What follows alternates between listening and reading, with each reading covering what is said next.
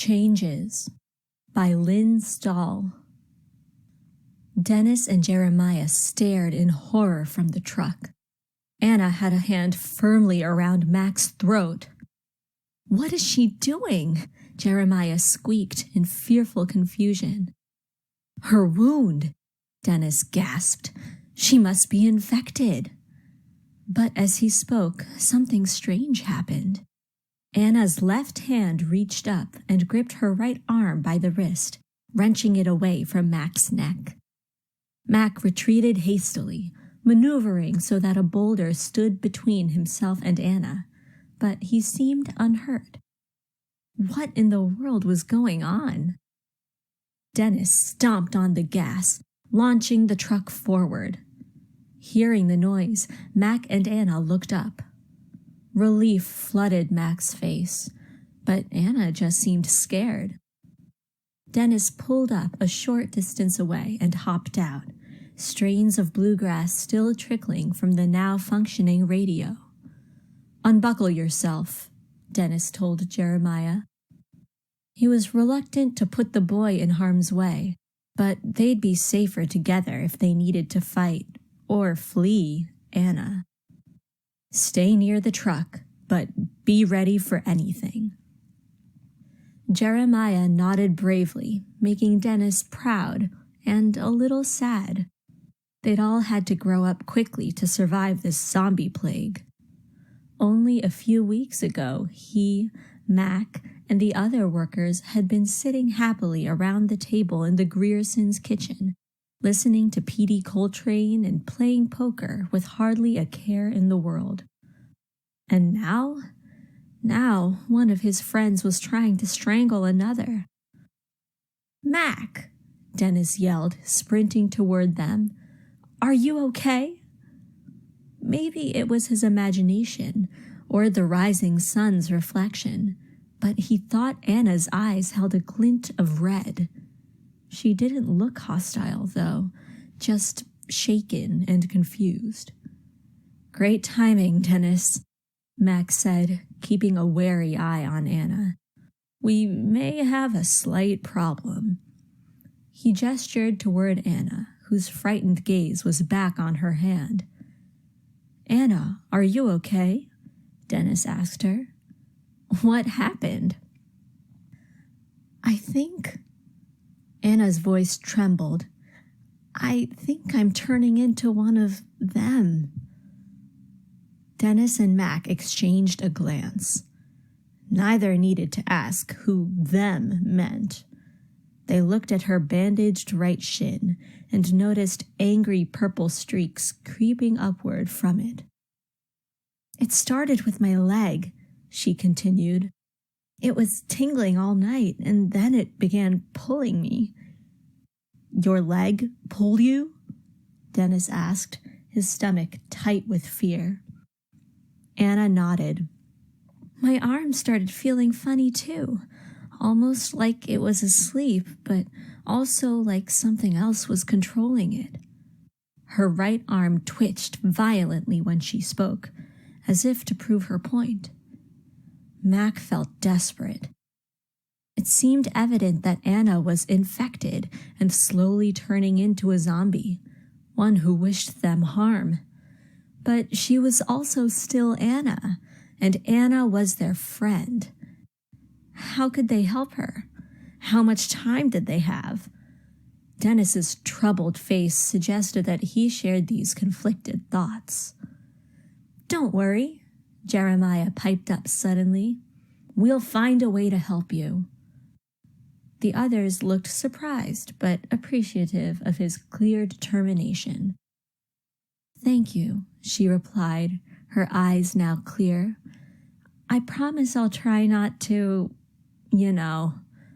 She regarded her rogue arm fearfully. "Let's start driving," Dennis said. "If we can find more survivors, they might know what to do.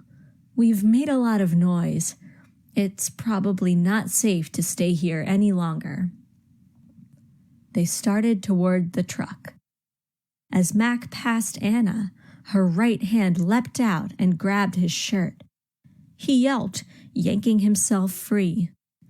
"I'm sorry," Anna said, horrified. She grasped her right wrist with her left arm and stared down at her right leg, which was kicking out toward Mac. Dennis gripped her gently by the shoulders. Not to be rude," he said, "but maybe you should ride in back, Anna." She nodded mutely and climbed into the truck bed. Jeremiah arranged the tarps into a makeshift seat. Mac hated isolating her, but he worried about her rebellious limbs interfering with Dennis's driving. Jeremiah squeezed her hand before hopping into the truck. "Everyone buckled?" Dennis asked after Mac hopped in. "This could get bumpy." He threw the truck into gear, and they rumbled back toward the highway. He fought the impulse to speed away, not wanting to jostle Anna. Dennis suspected Mac was casting his brain around for solutions as wildly as Dennis was, and without success. Uncomfortable in the silence, Jeremiah turned the radio back up, and Petey Coltrane's lively bluegrass rushed in. Mac's head snapped up. "Since when is the radio working?" Dennis shrugged. He'd forgotten about it. "I'm not sure. I turned it on out of habit when we left this morning and bluegrass was playing. Why?" "We have to go there," Mac interrupted. "Don't you see?" When Dennis looked blankly, he continued excitedly. "If Coltrane's playing music, that means he's survived. And if he's taking the time to spin bluegrass, his life must not be in danger, right? Maybe he can help." Dennis wasn't sure Petey Coltrane could help them, or Anna, but felt relieved to have a clear destination. Mac was already poring over the maps that had resided in the glove compartment. "Okay, co-pilot," Dennis said, "just tell me which way." But his words were drowned out by a violent thump on the rear windshield. The boys' heads whipped around, though Dennis quickly turned his eyes back to the road. "What was that?" Mac looked sick. "It's Anna," he replied. "Well, Anna's leg."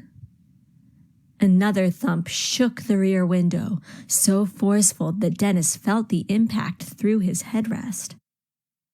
Anna had twisted herself around in the truck bed and was pounding the thick heel of her right hiking boot into the glass. Or rather, Max suspected, Anna had lost control and the zombie was taking over. "We're going the right way." Mac jabbed triumphantly at the map. "I recognize this stretch of highway from when we left the Grierson's ranch. The radio station's only 30 miles ahead." 30 miles didn't sound like much, but Dennis felt as though he was barely inching along. He was tempted to slam the gas to dislodge zombie Anna, but he knew their friend was still inside. He couldn't do it. As Dennis drove, the heel kept coming down, its rhythm in ominous contrast to the bright bluegrass still playing. The glass was strong, but how long could it hold? The answer came quickly. Dennis gritted his teeth at the unmistakable noise of shattering glass. Cold air whooshed against his neck as the rear windshield gave way.